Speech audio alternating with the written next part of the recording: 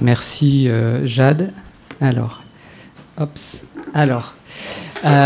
Bonjour à tous. C'est un vrai plaisir d'être parmi vous aujourd'hui. C'est un vrai plaisir de vous accueillir pour ce beau congrès dans notre belle ville de Bordeaux, dont on est assez fiers.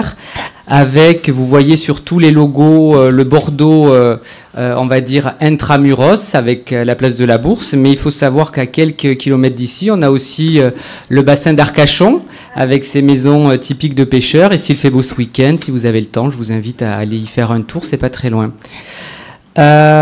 Quelques mots d'introduction épidémiologique pour dire qu'actuellement il y a une recrudescence de toutes les ISET, que ce soit en France, en Europe ou je pense dans le monde.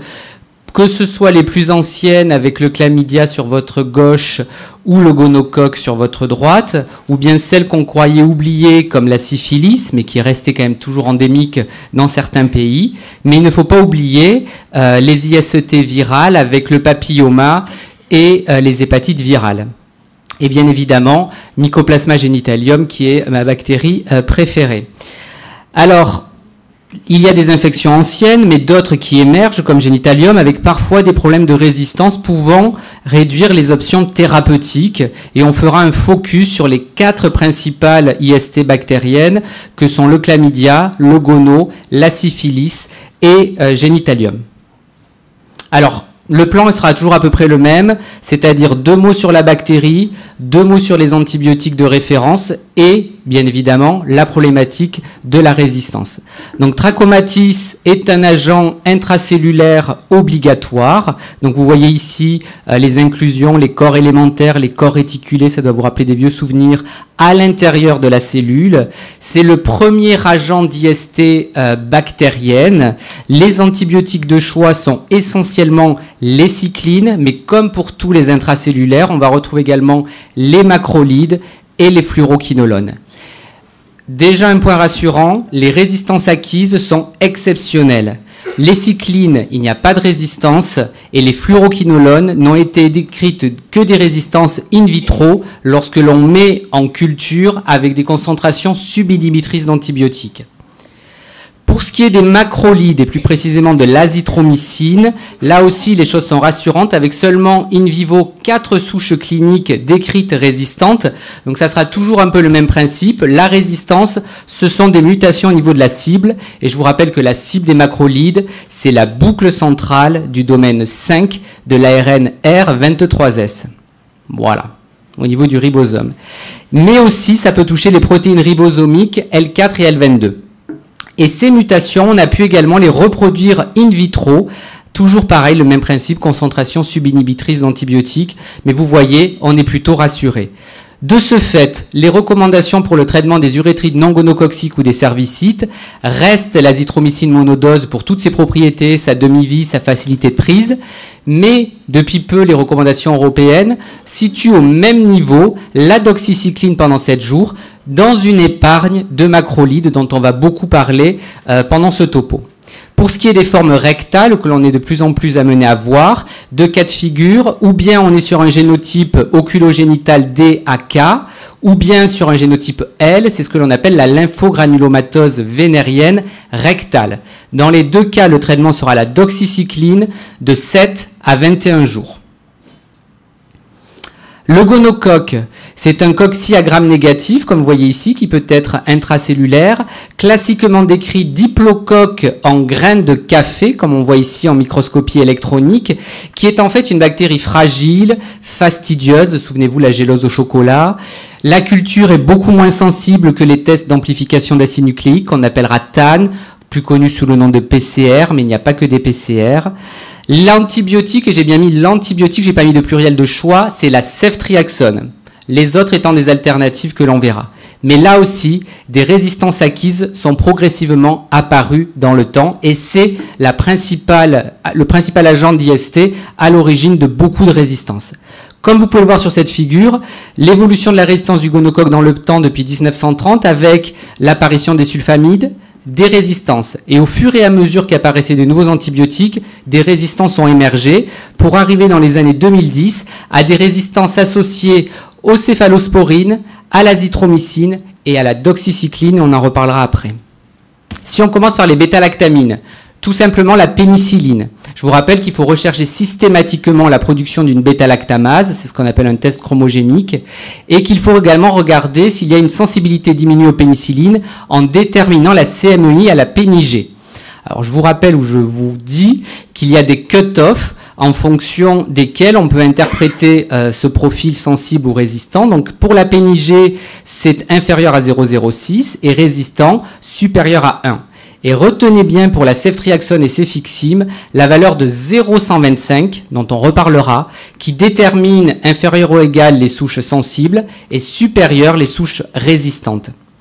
Pour ce qui est de la sensibilité à la pénicilline, il y a des résistances acquises plasmidiques qui ont émergé déjà dans les années 70, qui sont à l'origine de résistances de haut niveau, avec des pourcentages, comme vous voyez, variables selon les pays et les continents, et également des résistances acquises chromosomiques, avec en général un niveau de résistance plus bas. Mais il faut savoir que souvent ces mécanismes sont imbriqués, multiples, associés, ce qui fait qu'on arrive à une résistance à la pénicilline de 80%, et donc un antibiotique qui n'est plus utilisé pour traiter les gonos.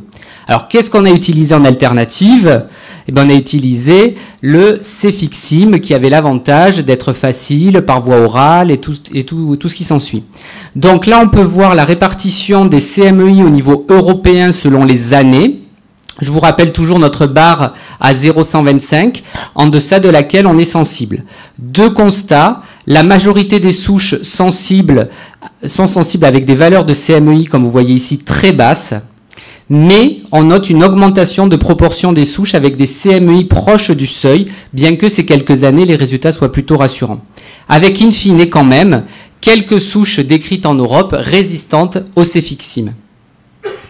Alors voilà ce que ça donne sur une carte avec un code couleur. On voit que la France, on est à moins de 5%, mais des pays voisins comme l'Allemagne, à plus de 5%. On a donc notre alternative, qui est pour nous le traitement de référence, à savoir la ceftriaxone, où vous voyez pareil le cut-off ici à 0,125. Deux choses. En 2015, on voit qu'il y a une diminution du nombre des souches avec des CMEI entre 0,032 et 0,125, ici. Et à l'inverse, bonne nouvelle, une augmentation de nombre de souches avec des CMI inférieurs à 0,016. A contrario, vous voyez que finalement les souches résistantes à la ceftriaxone, si on regarde en 2015, au niveau européen sont anecdotiques puisqu'il n'y en avait qu'une seule. Et en 2017, aucune souche décrite résistante à la ceftriaxone en France. Comment les souches deviennent résistantes au C3G? Alors là, on repart dans des souvenirs encore plus fondamentaux. Alors, un antibiotique, une bêta-lactamine, comment ça marche? Déjà, il faut que ça rentre et que ça se fixe à sa cible, qui est la PLP, ou PBP en anglais, qui peut avoir une forme dite mosaïque, qui va être des assemblages d'ADN sensibles, résistants, qui font que l'antibiotique ne reconnaîtra plus sa cible. Deuxième mécanisme, l'antibiotique pénètre mais est refoulé en dehors de la bactérie par une hyperexpression des pompes des flux. Alors souvent les gens disent oui mais les patients ils veulent pas l'injection intramusculaire, tout ça, donc pourquoi pas faire de l'azithromycine, 2 grammes en dose unique, ça pourrait être un traitement alternatif. Alors je veux bien mais je pense que j'ai essayé de vous démontrer le contraire. Pour les macrolides, là aussi, il y a des cut-offs de CMEI. Donc, inférieur à 0,25, c'est ici en violet, on est sensible. Entre les deux, entre 0,25 et 0,5 en turquoise, on est intermédiaire. Et supérieur à 0,5, on est résistant. Donc ça, c'est des données du réseau français Renago. Et on voit que depuis 2013, il y a une augmentation de la proportion de souches non sensibles, avec les souches intermédiaires qui sont passées ici de 11% à 28%. Et les souches résistantes de 1,2% à 6%. Donc, c'est pas rien. Qu'en est-il sur le reste de la planète? Donc, on a en Europe à peu près 7,5% de résistance à l'azithro. Et pour l'Australie et les États-Unis, on est de l'ordre de 2,5%. Mais je vous rappelle le fort pourcentage de souches intermédiaires qu'il ne faut pas négliger. Les autres antibiotiques et le gono, fluoroquinolone, comme vous le savez, beaucoup de résistance acquise, jusqu'à 50% par des mutations au niveau de la cible, et résistance aux tétracyclines également très répandue, à plus de 50%, avec des hauts niveaux de résistance qui sont essentiellement médiés par le gène TETM, qui est véhiculé par un élément mobile qu'on appelle le transposon. Alors j'aime bien ce graphe parce qu'il résume un peu tout ce que je viens de dire, avec ici en turquoise la tétracycline, en violet la pénicilline, et on voit bien que depuis 2000, les taux de résistance sont stables de l'ordre de 80%. Pour ce qui est des fluoroquinolones en rose, on voit bien que les taux de résistance ont augmenté en 2001 pour plafonner en 2006 aux environs de 40%. De tout cela, il en découle le concept de gonocoque XDR, avec la première souche de gono résistante à la ceftriaxone décrite au Japon en 2009 chez une femme de 31 ans, travailleuse du sexe, au niveau d'un prélèvement de gorge, donc un prélèvement asymptomatique, avec le profil de résistance suivant, donc une résistance à toutes les bêta-lactamines, au quinolone, à l'azitro, et le seul antibiotique efficace était la spectino, mais je vous rappelle qu'elle n'est plus disponible en France. En France, première souche résistante décrite en 2010 chez un homme HSH au niveau d'un prélèvement urétral, même profil de résistance avec cette fameuse PLP mosaïque. Quelles sont les recommandations françaises du coup pour le traitement des formes non compliquées? En première intention, c'est la ceftriaxone à 500 mg, et je dis bien 500 et pas 250 comme certaines recos, seul moyen de se protéger de l'émergence de ces gonos à CMI élevés. Donc, toujours la nécessité de garder près de soi une infirmière. En seconde intention, et c'est pas machiste, en seconde intention, dans les formes contre-indiqué dans les formes extragénitales, on pourrait proposer la Genta, qui remplacerait la spectinomycine, ou bien la Cipro, à condition, on en reparlera tout à l'heure, d'avoir un prélèvement, une culture et une sensibilité, puisqu'il y a une chance sur 2 que la quinolone soit inefficace. La syphilis, donc c'est un spirochète, agent spiralé. Le nom est devenu Treponema pallidum subspecies pallidum. Et comme vous le savez, c'est une bactérie qui est non cultivable. Donc la résistance sera uniquement analysée sur des tests génotypiques. L'antibiotique de choix depuis des décennies, ça n'a pas changé, c'est la benzatine benzylpénicilline, et les alternatives étant la doxy, la ceftriaxone et l'azitro. Une fois de plus, des résistances acquises ont été rapportées, surtout à l'azitro. C'est dommage parce que l'azitro avait été évalué en Afrique dans cet essai de traitement en dose unique à 2 grammes dans des formes précoces et avait montré une non-infériorité par rapport à la PNIG retard. Mais, quelques temps après, des échecs cliniques et microbiologiques ont été rapportés. Le premier cas de résistance a été décrit en 1977. Le mécanisme est toujours le même, mutation dans le gène de l'ARN R23S, et il faut voir que ce taux de résistance n'a cessé d'augmenter pour atteindre 75% des souches françaises et voire 100% des souches chinoises. C'est dur à dire. Je ne m'étais pas entraîné. Alors, quelles sont les recommandations françaises à une période où souvent on a des pénuries de pénicilline retard, en dehors de la neurosyphilis? Donc, qu'on soit dans une tardive ou dans une précoce, le traitement de référence, ça reste toujours l'IM de benzatine benzylpénicilline à 2,4 millions, une fois ou 3 fois. En deuxième intention, on aura la doxy, 200 mg par jour pendant 14 à 28 jours. Et enfin, en troisième intention, pourrait se positionner la rocéfine ou ceftriaxone avec des traitements plus prolongés, ce qui peut poser question, notamment en termes de spectre plus large, de sélection au niveau de microbiote, de BMR, dont les BLSE. Enfin, je terminerai par Genitalium, qui est donc une bactérie sans paroi. Donc pas de paroi, j'ai envie de dire pas de chocolat, mais c'est pas très bien. Mais c'est pas d'action des antibiotiques actifs sur la paroi, ce qui est logique. Et un type que vous voyez ici qui permet à la bactérie de se fixer au niveau de la cellule. C'est un agent émergent et reconnu d'IST.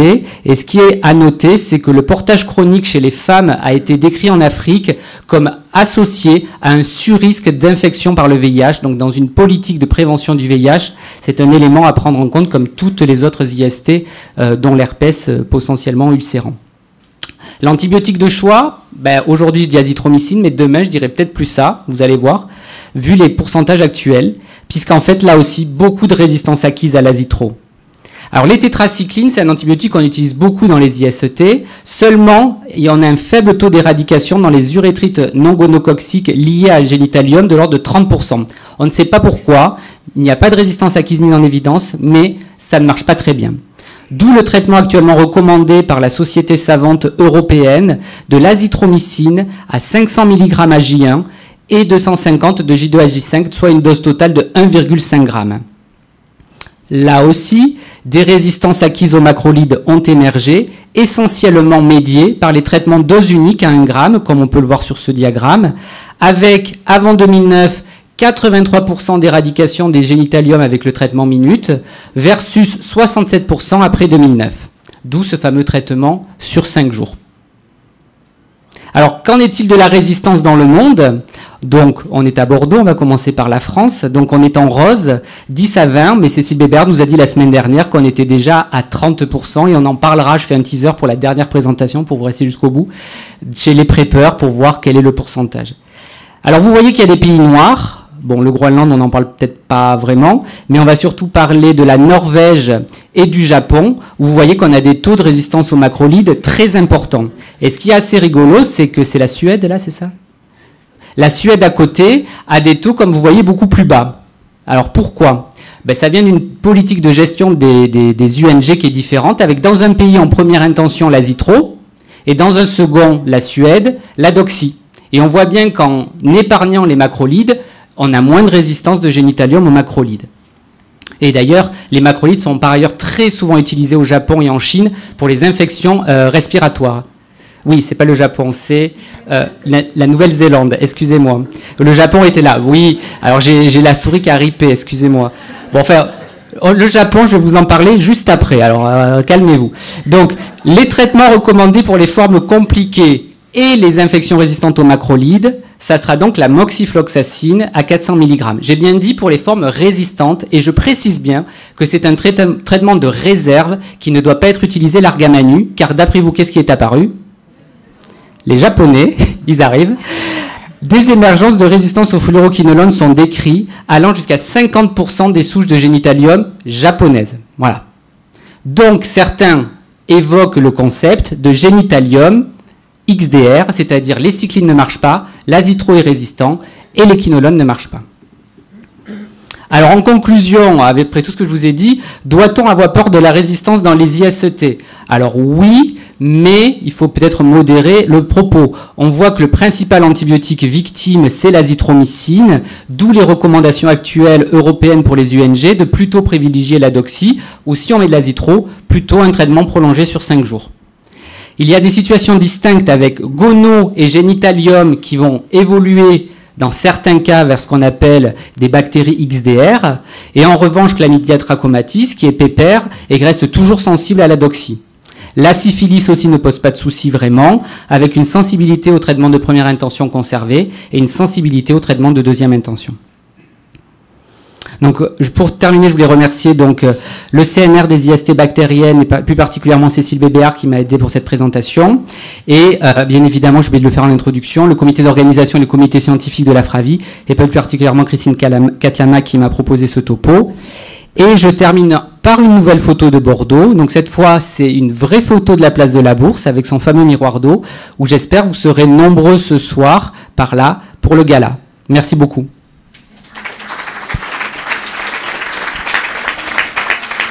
Merci Charles. Alors, merci pour le cours de géographie. Et du coup, comme on n'a pas le temps, mais on a 1 minute et je profite de mon statut de modérateur pour poser la seule question à laquelle on a droit. Où est le Japon? Non, en fait, la question que je voulais te poser, c'est par rapport aux recos européennes qui mettraient plutôt en première ligne maintenant la doxycycline plutôt que l'azithromycine. Dans la stratégie du traitement minute qu'on a tous en tête, dans les services qui prennent en charge les IST, où on se dit comme ça le traitement est fait, on est sûr qu'il a été pris. Qu'est-ce que tu peux nous dire est-ce qu'il y a vraiment un risque de passer à la doxycycline en première intention sur le fait que le traitement ne sera pas fait complètement? Est-ce qu'on a évalué le pourcentage de personnes qui complètent le traitement pendant 7 jours ou pas? Alors en effet, donc c'est vrai qu'on n'a pas beaucoup de données là-dessus.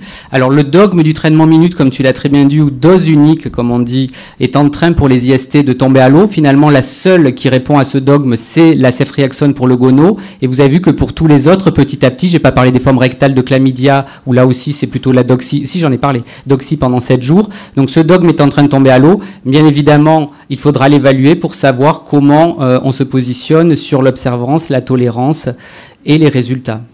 Mais c'est une stratégie pour limiter l'utilisation de l'azitro, quoi. Merci. Merci beaucoup. Moi, j'avais encore une question, mais ça sera pour... Non, non, on fera ça plus tard. On fera ça plus tard. J'ai le plaisir d'accueillir le docteur Marcel Zanou, qui vient de Cotonou et qui nous parle des IST au sud.